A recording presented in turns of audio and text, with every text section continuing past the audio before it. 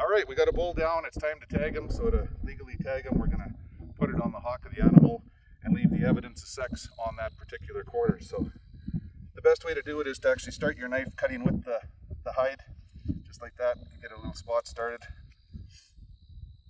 and open it up. And what we like to do when we're out here and we have to haul it back to the truck or camp is I like to make a little pocket to put it in so the tag doesn't get ripped off in the brush or anything. So we'll actually skin around the tendon here, but we'll leave all of that hide in place so that we can get our fingers right around the bottom of it, right there like that. So we got a place to put the tag, and then if you just open this up a little bit, you can create a pocket and put the tag in there and close it up so that it won't fall off when you're heading back to camp. So we just take the wire, put it in, give it a squeeze together so it stays nice and tight. Take the tag off, put the knife on it so it doesn't blow away, and then fold it in half.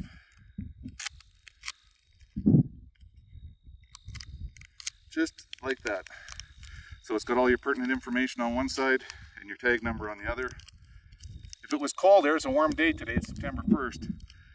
What I often do is, because the stickiness doesn't work well in the cold, I'll have a hand warmer going and I'll put it on there for a second and it'll seal the tag so that it'll stay together. Makes a big difference.